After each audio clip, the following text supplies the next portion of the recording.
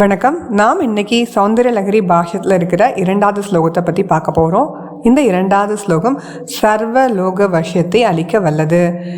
இந்த ஸ்லோகத்தை தங்கத்தகட்டில் எழுதி பூஜிக்கணும். இந்த தங்கத்தகட்டுக்கு சில விதிமுறைகள் இருக்குது. அதனால் இதை தெரிஞ்சவங்க கிட்ட கொடுத்து எழுதுங்க. இதை வடக்கு முகமாக இருந்து 55 நாட்கள் 1000 உரு மீதம் தினம்தோறும் ஜபிக்கும் பொழுது நமக்கு சர்வலோக வசியம் சித்தி ஆகும். நிவேதனம் பால் பாயசம்.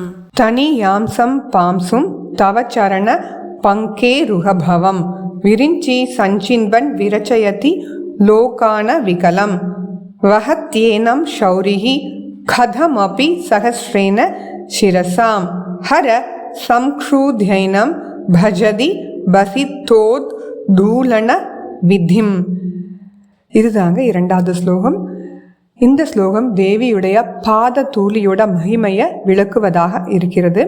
பிரம்மா உன்னுடைய திருவடி தாமரைகளில் உள்ள மிக நுட்பமான தூளை சம்பாதித்து உலகங்களை முட்டின்றி சிருஷ்டிக்கிறார்.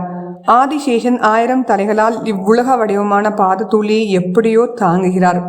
ருத்திரன் இதை நன்றாக பொடியாக்கி விபூதியாக பூசிக்கொள்ளும் முறையை அனுஷ்டிக்கிறார். இந்த மந்திரத்தை நீங்கள் ஒரு நாள் தங்கத்தகட்டில் எழுதி ஜெபிச்சு அதை தாயத்தாக தரிச்சுக்கிட்டீங்க அப்படின்னாலே அதுக்கு நல்ல பலன் கிடைக்கும். ஆனால் நல்ல பலன் கிடைக்கணும் அப்படின்னா 12 நாட்கள், 45 நாட்கள், இல்லைன்னா 55 நாட்கள், கண்டிப்பாக 55 நாட்கள் நீங்கள் ஜபிக்கும்போது உங்களுக்கு பலன் பரிபூர்ணமாக கிடைக்கும். அதாவது சர்வலோக வசியம். இதற்கு சொல்லப்பட்டிருக்கிற நிவேதனம் பால் பாயசம். இந்த மந்திரத்துக்கு வேற ஒரு பிரத்யேகமான சிறப்பும் உண்டு. இந்த மந்திரத்தை யாராவது ராகுவால் பாதிக்கப்பட்டிருக்காங்க ஜாதகத்தில், அதாவது சந்திரன் ராகுவினுடைய நட்சத்திரத்தில் இருந்தாலோ ராகுவினுடன் தொடர்பு கொண்டிருந்தாலோ அவங்களுக்கு நிறைய பிரச்சனைகள் ஏற்படலாம்.